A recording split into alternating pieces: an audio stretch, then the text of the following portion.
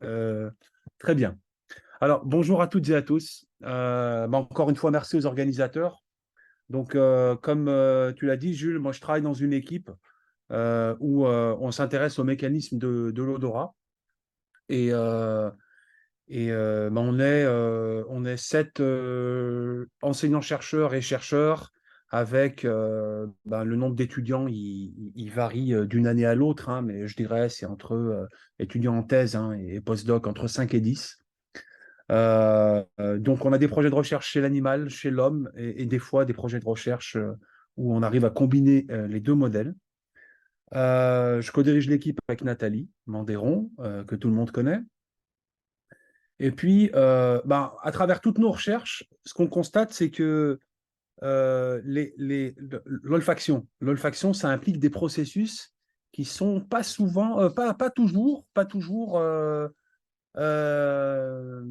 explicites, exprimables chez l'être humain ou bien mesurables chez l'animal. Pourquoi? Parce que c'est des mécanismes qui peuvent travailler en dessous des niveaux de conscience, au moins chez l'homme. Et ça, en fait, on ne peut pas vraiment le mesurer. Alors, on le mesure à travers des influences sur certains comportements, comme le comportement alimentaire. Avant de manger, l'odorat, il a une fonction évidente, hein, de nous conduire à les consommer. Quand on a fini de manger, il a une fonction un peu différente, hein, de régulation de la prise alimentaire. Donc, on a aussi des travaux de recherche qui sont menés par Camille Ferdenzi dans l'équipe où on va travailler sur le comportement en termes d'interaction sociale. Donc voilà, il y a plein de comportements qu'on peut mesurer et qui vont nous montrer, qui vont nous donner des indices qu'en fait l'odorat travaille en dessous de certains niveaux de conscience. Alors, je vais quand même commencer ma présentation. Je ne vais pas centrer ma présentation sur le traitement non conscient des odeurs. C'est simplement cette idée que l'odorat, il est omniprésent et qu'il est également une fonction sensorielle qui peut nous aider en fait à aller explorer des mécanismes en lien avec les émotions, avec la mémoire. Et c'est également une fonction sensorielle. Donc, dans le cadre du GDR, c'est d'autant plus intéressant, qui est sujette à plein d'innovations qui vont toucher plein de champs d'application. Et je vais donc en parler. Alors, première idée que je voulais développer, c'est celle d'un sens faible. Vous connaissez sans doute tous cette théorie, hein, de Broca à la fin des années 1880 où il a publié. Donc Broca, il n'est pas que connu pour son art du langage, hein, il est aussi connu pour ses travaux sur l'olfaction. Donc ce que vous voyez là, c'est un article. Mais en fait, c'est un article qui doit faire une centaine de pages ou 80 pages. C'est un bouquin en fait, hein, et c'est très documenté. Alors, il a pris plein de cerveaux de mammifères et puis il a constaté qu'on pouvait les classer avec une hypothèse a priori, c'était celle d'un classement selon la place relative de l'olfaction. Et il fait deux classes, les osmatiques, c'est la très grande majorité des mammifères, et les anosmatiques. Alors les cétacés, quelques amphibiens et les primates, l'homme. Et puis à partir de là, il dit, chez les anosmatiques ou microsmatiques, hein, ça dépend de la terminologie, l'odorat, il sert quasiment à rien. Le lobe frontal, il s'est développé au profit de l'odorat. On commence à voir ici une opposition entre olfaction et cognition et intelligence, hein. C'est-à-dire qu'on a des aires cérébrales qui se développent sur le devant, là, et qui vont aller étouffer toute la partie ventrale du cerveau qui est en lien avec les émotions, une partie extrêmement ancienne et par exemple pour Freud qu'on refoule et pour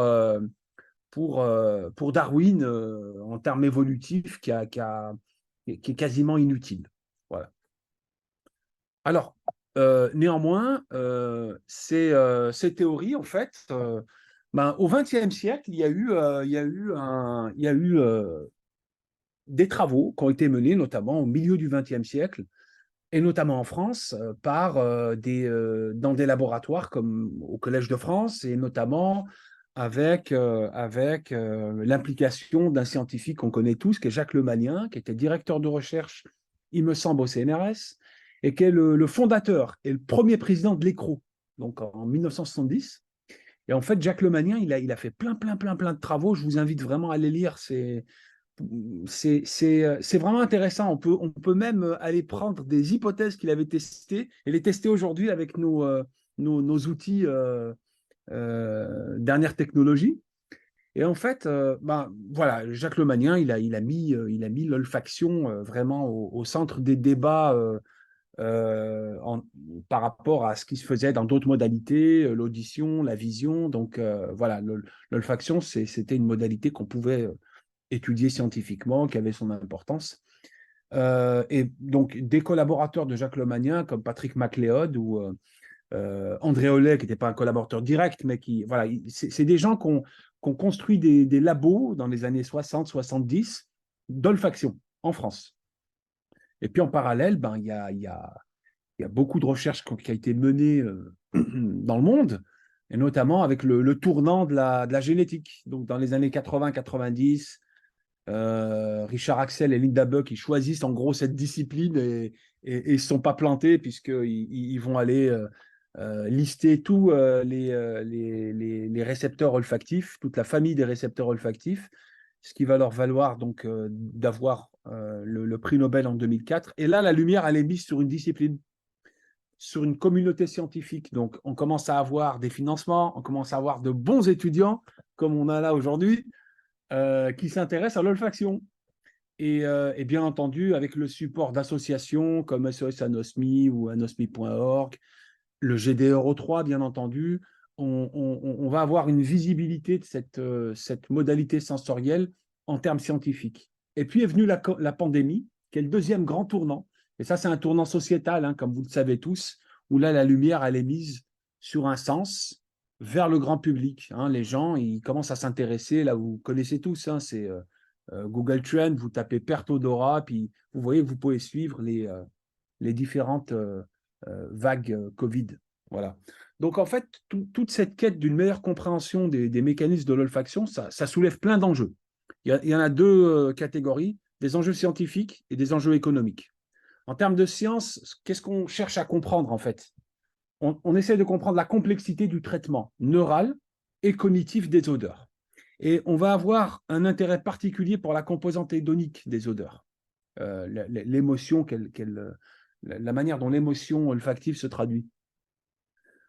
Deuxième enjeu scientifique, c'est expliquer la plasticité de ce sens et sa variabilité, donc d'un individu à un autre, ou chez le même individu, on peut avoir un odorat différent en fonction des états. Et ça nous permet, en fait, ça a une fonction, ça nous permet de nous adapter à notre environnement. Et puis, la troisième, c'est évaluer l'effet de l'altération sur la qualité de vie chez des personnes qui n'ont plus d'odorat. Alors, il y a également des enjeux économiques et sociétaux. Et là, c'est là où il est nécessaire de faire des innovations à plein de niveaux. Comment on mesure les émotions liées aux odeurs? Ça touche à des challenges industriels avec les industries de l'automobile, de l'environnement, de l'agroalimentaire, parfumerie, bien sûr.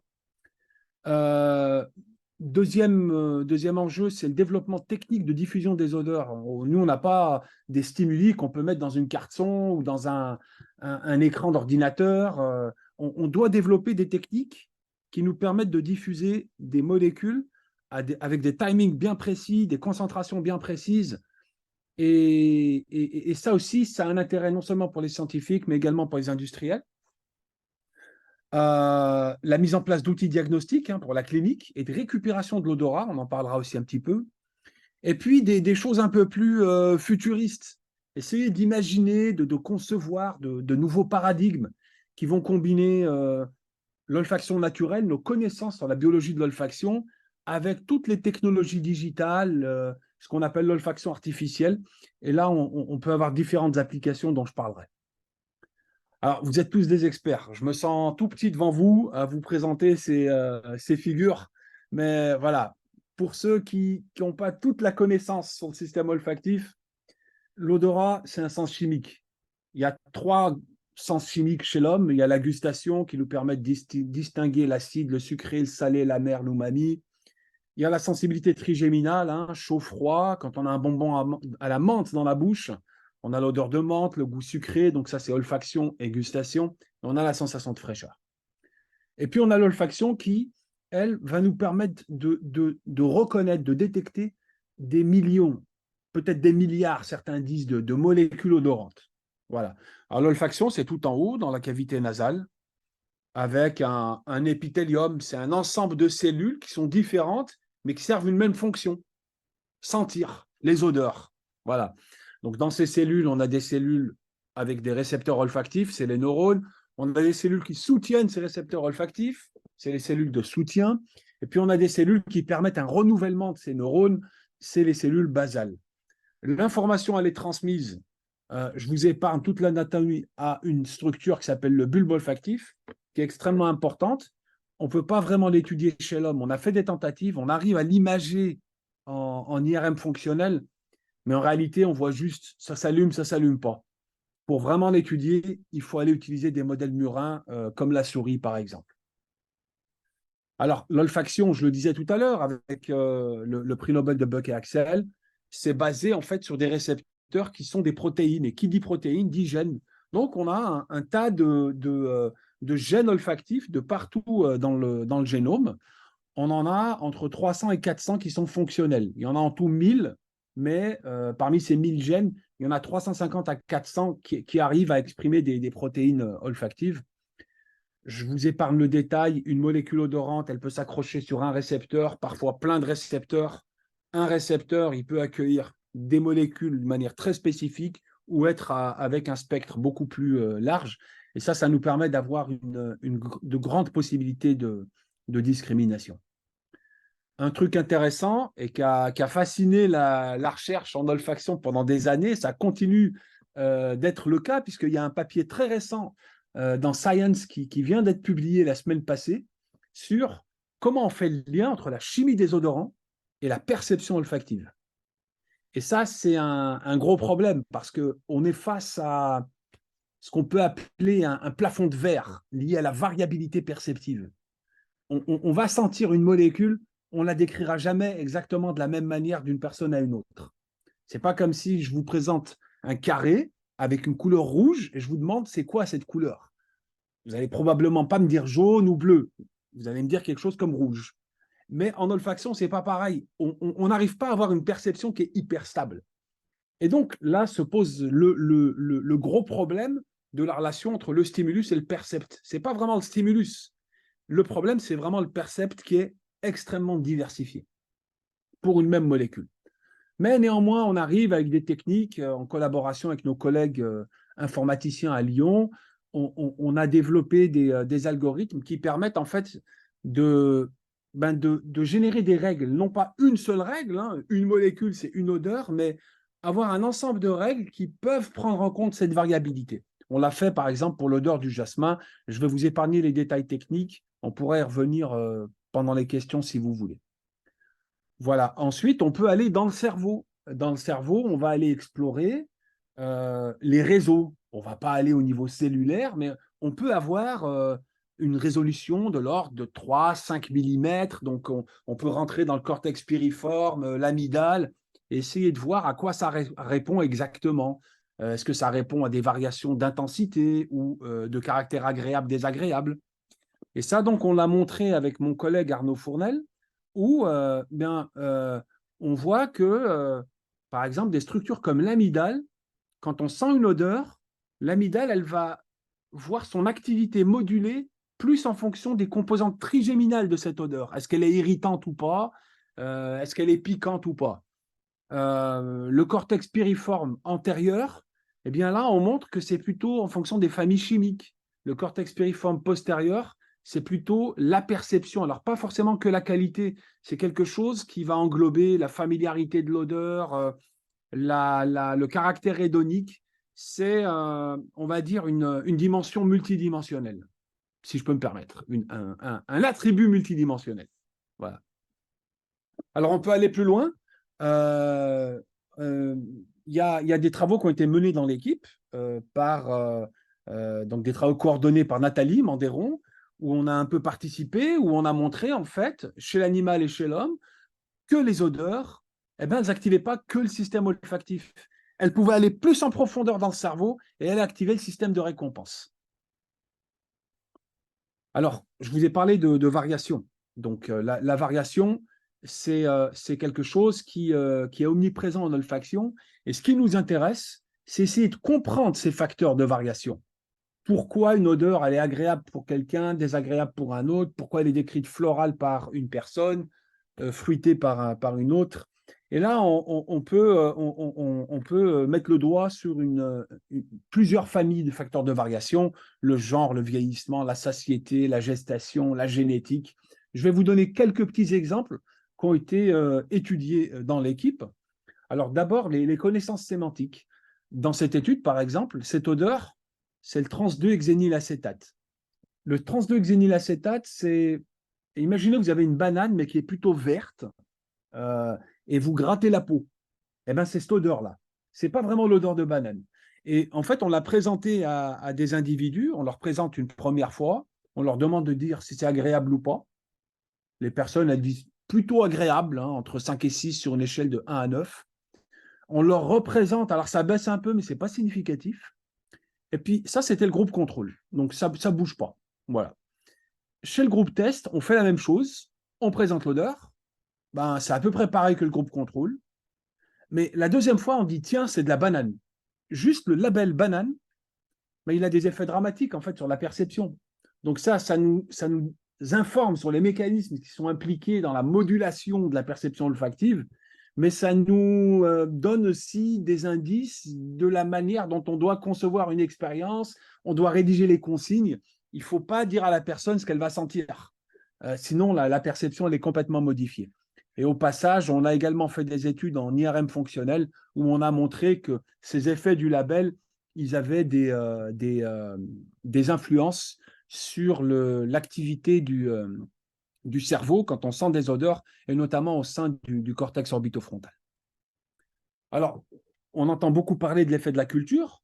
Ben, là, je vous donne juste un exemple avec une étude où on a comparé, pour un certain nombre d'odeurs, on a comparé une population québécoise au Canada et une population française. Et donc, en fait, là, vous avez l'exemple du méthylsalicylate. C'est l'odeur de wintergreen. Donc, ça, au Canada, c'est couramment utilisé dans les bonbons et les sodas. Et en Europe, c'est plutôt dans tout ce qui est médicamenteux ou dans les baumes pour le corps. Et en fait, ben, ça se traduit immédiatement en termes perceptifs. Il n'y a pas de différence d'intensité entre les deux cultures. Alors en gris, c'est gris clair, c'est le Canada, et sombre, c'est la France, hein.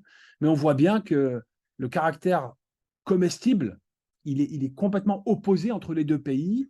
Le caractère agréable, et puis un peu moins, mais c'est toujours significatif, et la familiarité. Voilà. Je vous ai parlé tout à l'heure de la génétique.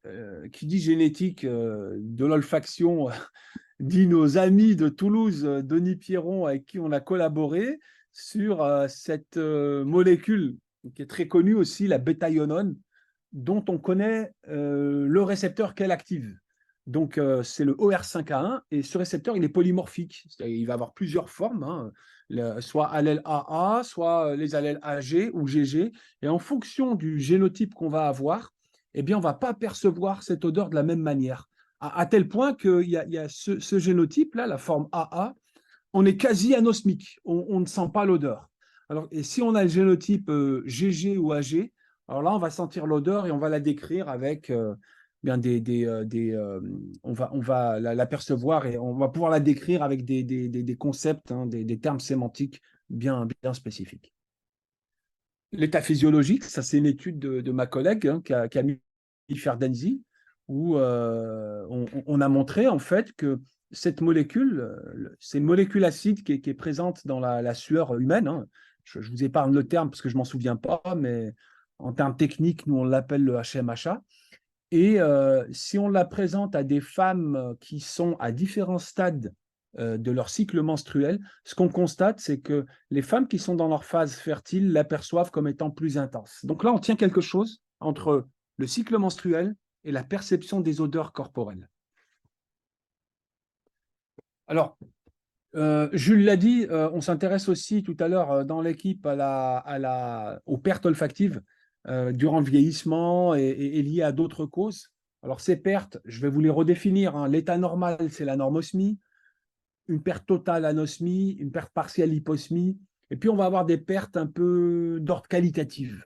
Par exemple, la parosmie, où on sent une odeur de cacahuète grillée alors que c'est de la rose, ou alors la phantosmie, on va avoir une odeur fantôme dans notre cerveau, alors qu'à l'extérieur, il n'y a pas de molécule qui est susceptible d'induire cette odeur. Alors, les causes à la suite d'une infection, sino-nasale, post-traumatique, congénitale. Et puis là, je vous ai mis une carte du monde avec les différentes études avant Covid qui ont exploré la prévalence de ces troubles, et c'est environ 20%, hyposmie et anosmie confondues, hein.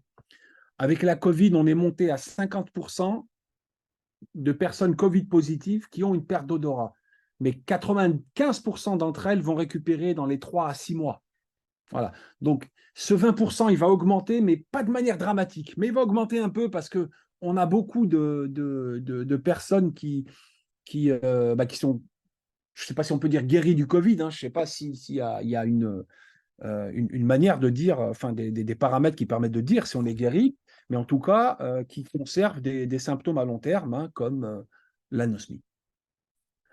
Alors, le diagnostic, c'est avec des tests psychophysiques, avec des imageries cérébrales quand on suspecte une anosmie congénitale ou quand il y a une anosmie post-traumatique où on veut savoir ce qui a été touché. La prise en charge, c'est la chirurgie, les médicaments et l'entraînement olfactif qui a été extrêmement bien documenté, même trop documenté pendant la crise Covid. Et puis, il y a aussi des choses intéressantes qu'il faut relever, c'est les effets sur la qualité de vie. Ce que vous voyez à droite, c'est une étude qui a été menée dans notre équipe où on a analysé la présence des phantosmies, c'est les odeurs fantômes. Souvent, ces odeurs sont très désagréables. Donc, ça a un effet vraiment significatif sur la qualité de vie, hein. J'imagine même pas, vous sentez des odeurs de poubelle, de brûlé de temps en temps dans la journée. Donc, c'est pas très agréable. Et là, vous voyez qu'il y a 14% de phantosmie au début de la déclaration de l'anosmie, en fait, hein. Et puis, quand vous avez une anosmie de plus de 6 mois en Covid, là, vous avez plus de 50% de personnes qui présentent des phantosmies.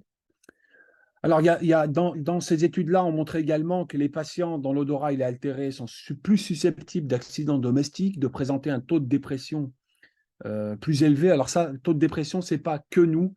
Ça a été plus documenté. Nous, on n'a pas travaillé sur la dépression proprement dite, mais sur des indices qui indiquent que les personnes sont plutôt déprimées. Ils vont présenter des déficiences dans les domaines liés à la sécurité, à l'hygiène, dans leur vie professionnelle pour certains, et une réduction, bien entendu, de la richesse de la perception des aliments.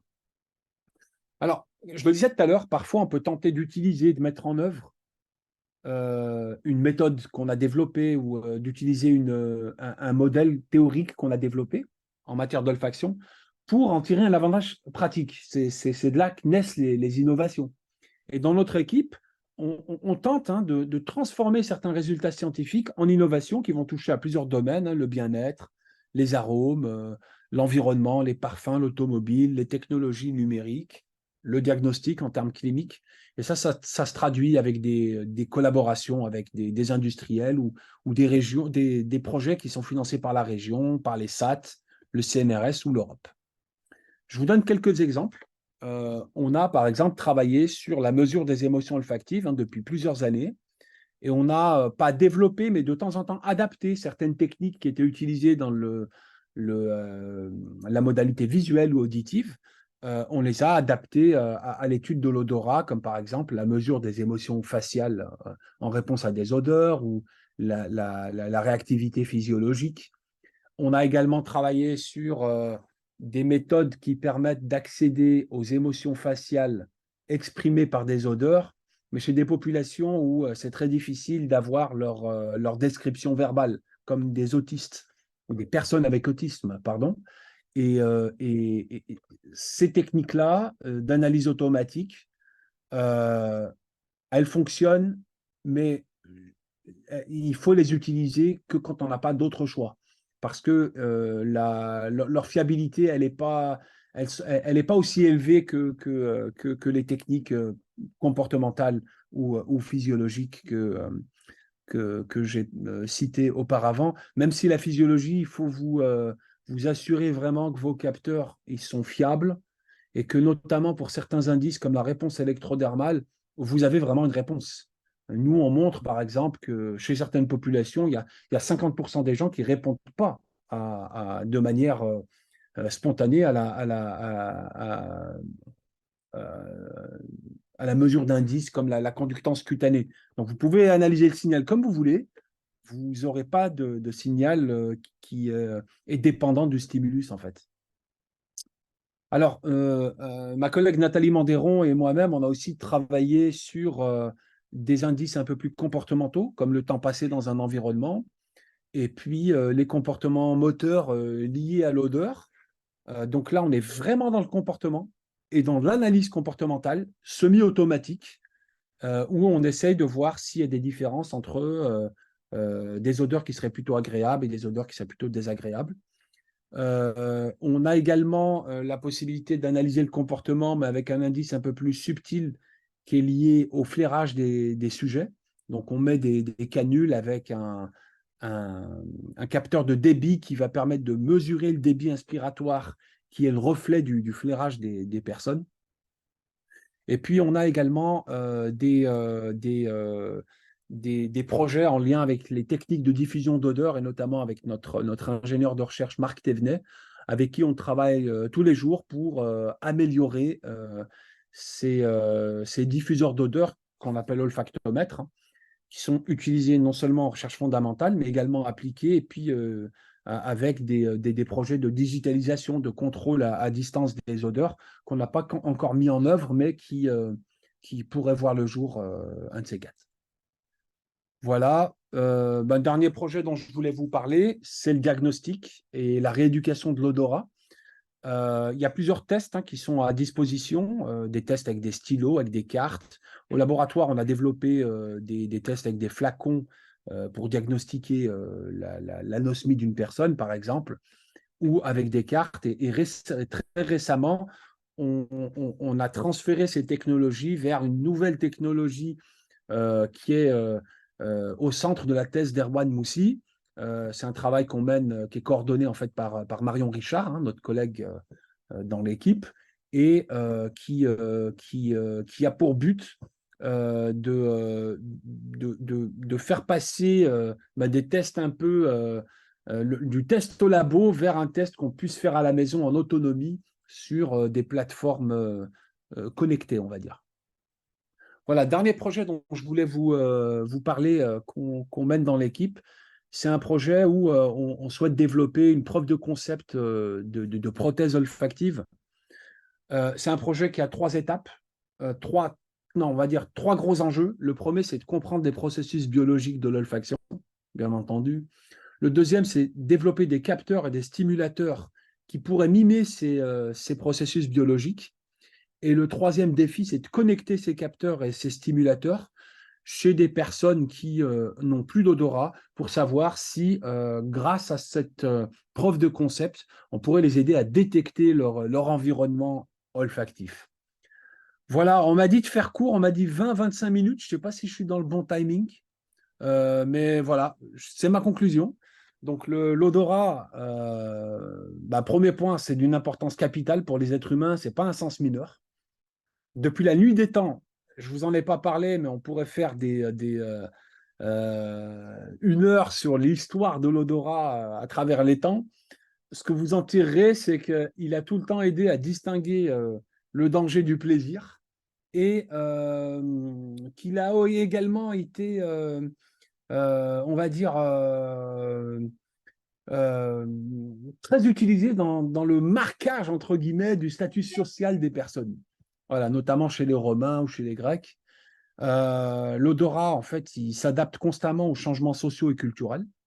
Et c'est un sens qui est flexible et plastique, qui est sujet à des changements inter- et intra-individuels au sein des groupes sociaux et entre les groupes sociaux aussi.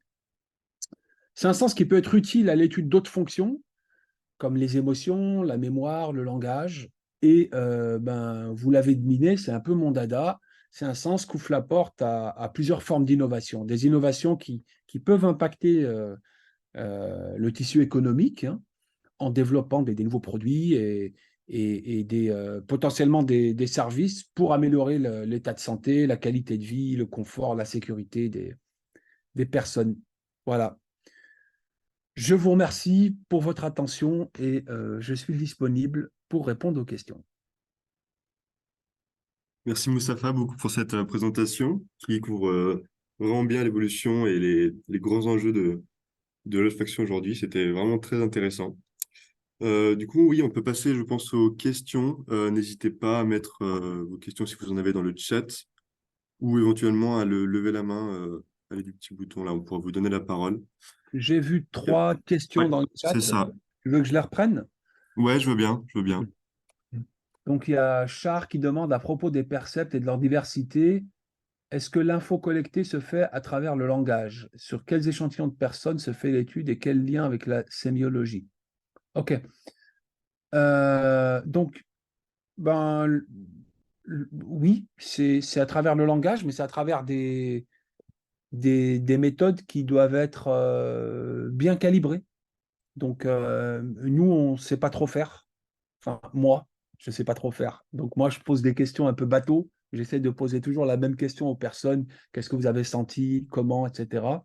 Par contre, il y a des spécialistes comme Marie-Lou Mantel qui a fait sa thèse dans notre équipe et qui aujourd'hui est à maître de conférence à l'Université de Reims, qui, elle, a développé des outils qui permettent d'accompagner la personne à travers une approche phénoménologique, hein, qui va permettre en fait de capturer cette perception, mais sans biaiser la description qui va être fournie avec des techniques qui sont proches qui sont propres pardon, à la philosophie, à la psychologie cognitive. Voilà. Sur quels échantillons? Ben, ça dépend des études, hein. Ça peut être des experts, ça peut être des personnes novices. Et puis, si vous faites référence à la taille de l'échantillon, eh bien là, ça dépend des disciplines, hein. Ça peut être 30 personnes, ça peut être, enfin, tout dépend du grain d'analyse qu'on veut y mettre, hein. Ça peut être une centaine de personnes, ça peut être 5 personnes. Et puis, ça dépend aussi, vous ne pouvez pas tester 100 parfumeurs. Je crois que 100 parfumeurs, ça n'existe pas en France. Peut-être que ça existe, mais ils ne seront pas tous disponibles. Donc, en fonction de votre population, il faudra faire des choix. Voilà. Pourquoi c'est la bêta-ionone? Alors, je vais reprendre une question d'Isabelle Parot. Alors, vos travaux sur la patience en lien avec la représentation chimique permettraient-ils, à l'inverse, d'imaginer des structures chimiques encore inconnues qui activeraient une émotion donnée, un plaisir généralisé, ou encore des molécules qui seraient inutilisables en parfumerie sans même les avoir senties? Ben, ouais, tout ça, c'est la problématique des modèles prédictifs, hein.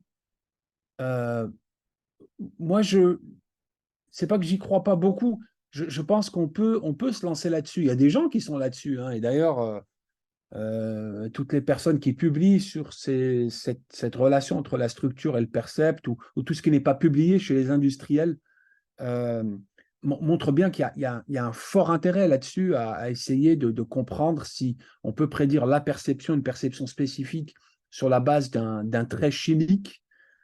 Ça a plusieurs avantages. Par exemple, si un jour la Commission européenne vous dit dans ce parfum, il faut enlever telle et telle molécule parce que c'est cancérigène, ben, le parfum il est modifié. Donc il faut remplacer ces molécules par autre chose qui va donner des notes équivalentes. Donc ça, c'est vraiment un problème qui touche non seulement à la science fondamentale, mais aussi à la science appliquée et qui à mon sens, n'est pas résolu. On peut avoir de temps en temps des petits indices ou quelque chose qui intéresse un industriel, une note particulière, où on va travailler que sur cette note et on va pouvoir trouver des solutions. Mais pour parler d'olfaction en général, trouver un modèle qui prédise vraiment tout l'olfaction, pas encore. Pas encore. Pourquoi c'est la bêta-ionone qui a été choisie pour faire l'étude de perception génome? Bah, parce que c'est une molécule où on va avoir un phénotype qui est vraiment bimodal. On a une distribution, il y a des gens qui sentent, des gens qui ne sentent pas, et il y a une relation avec la génétique. Voilà. Je demandais culturellement et sémantique, pardon. Bon. J'ai pas tout saisi, mais peut-être que Jules, tu peux donner la parole à d'autres personnes. Moi, j'en profite, du coup, j'avais une petite question sur le lien, notamment entre, par exemple, la phase menstruelle et la perception. Moi, je trouve ça Ouais, hyper intéressant, cette variabilité qu'il peut avoir aussi au niveau intra-individuel. Et je me demandais, enfin, est-ce qu'on a des hypothèses sur les causes de ça? Est-ce que ce serait, par exemple, au niveau vraiment de l'entrée sensorielle, genre une modification de l'expression des récepteurs olfactifs? Est-ce que ce serait plus haut dans le traitement de l'information? ouais. Ben, c'est une influence hormonale. Mm. Et il y a des études qui ont montré qu'il peut avoir une influence hormonale sur l'activité du système olfactif en périphérie.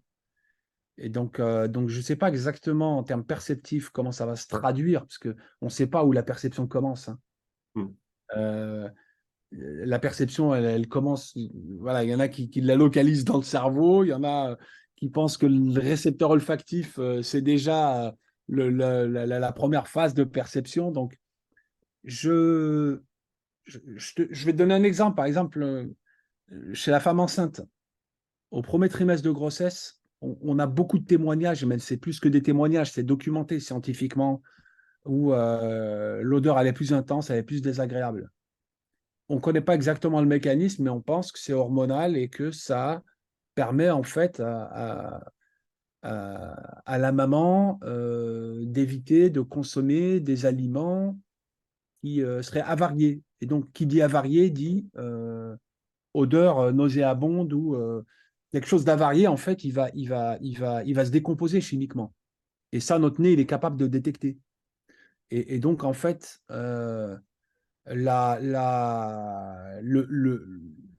le lien avec la perception, moi, à mon avis, il commence dès le récepteur, enfin, dès l'épithélium, ou dès l'épithélium. Voilà.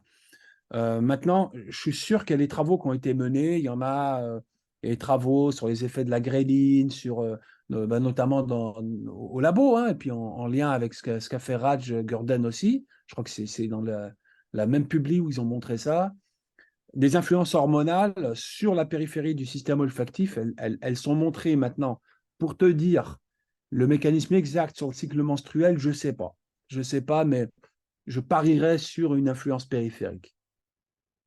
Ok, merci. Et on avait encore une petite question là dans les commentaires aussi, donc de Cher qui dit, vous parliez d'un sens chimique. A-t-on enfin tranché sur Ouais. le mode chimique ou vibratoire du lien entre molécules odorantes et récepteurs olfactifs?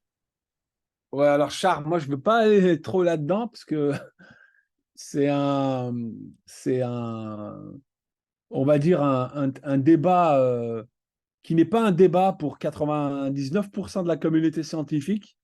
Mais après, moi je suis ouvert à tout, hein. Je pense que les théories de Luca Turin, il faut les écouter, quoi. Mais, euh, mais, euh, donc théorie vibratoire, hein. Mais voilà, il y a des mécanismes qui sont bien documentés, voilà, il y a des hypothèses qui sont beaucoup plus mises en avant aujourd'hui. Je ne suis pas suffisamment spécialiste. Il faudrait demander aux gens de Nice qui travaillent sur la modélisation, sur la manière dont la molécule elle interagit dans la poche du récepteur. Eux ont des idées beaucoup plus précises sur le rejet ou pas de la théorie vibratoire. Le rejet total, on va dire, hein. Voilà. Si certains m'entendaient et ils m'entendent, hein, le fait que je rejette pas totalement la théorie vibratoire, ça peut être quelque chose de grave, hein, dans la communauté, hein. Mais en tout cas, je pense qu'il faut prendre, il faut écouter ce qu'il y a dans les articles et pas tout jeter à la poubelle. Voilà.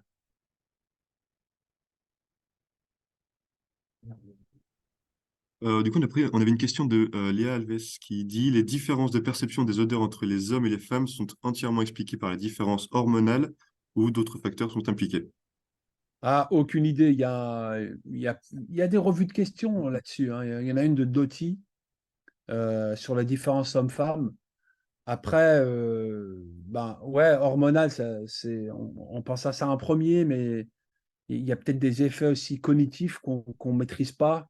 Euh, euh, je pense que ça mériterait de se pencher sérieusement sur la question parce que assez souvent, quand je suis dans une conférence et qu'on me pose cette question, c'est presque comme si je bottais en touche parce que je sais pas. Je sais pas vraiment. Je sais pas vraiment d'où viennent ces différences. Et en plus, je sais pas si elles existent toujours. On dit qu'il y a des différences. Nous, parfois, on n'en voit pas. Voilà. Il y a une question de. Je crois qu'Anna Bria voulait répondre Oui, oui, merci. ou poser une question. Oui, je voulais poser une question. Merci, Mustapha. Bonjour. Bonjour. J'avais une question par rapport au projet Rose que tu as présenté très brièvement, euh, qui a l'air d'être passionnant. Est-ce que dans ce projet, vous allez rester sur l'aspect physiologique du système olfactif, si j'ai bien compris hein, ce que tu as dit, ou est-ce que vos ambitions sont aussi de l'élargir avec tous les aspects cognitifs et émotionnels? Si, si, on a toute une partie en lien avec non seulement la perception, mais la qualité de vie, le comportement. On a ça. Après, c'est un projet qui est un peu sensible. Je ne peux pas m'étendre là-dessus, Anne. Il y a des. Enfin, voilà. Tout n'est pas confidentiel, mais tout se croise. Donc, Mais en tout cas, c'est bien large. ouais. C'est un projet large. Ok. Je vais Merci. répondre juste à Maxence Lally. Je connais tous ces papiers. Je ne défends pas la théorie vibrationnelle. Pour dire la vérité, je n'y crois pas, en fait. Mais ce que je veux dire, c'est que comme on ne comprend pas tout sur ce qui se passe pendant l'interaction odorant-récepteur, je pense que il ne faut pas fermer toutes les portes. Il faut garder le cap, mais il faut pas fermer. Il faut essayer de comprendre le phénomène dans sa complexité, dans sa globalité. Il y a peut-être 0,001% de cette théorie qui pourrait nous aider à mieux comprendre les choses. Voilà. Et Maxime, Maxence, si tu veux réagir, tu peux, hein.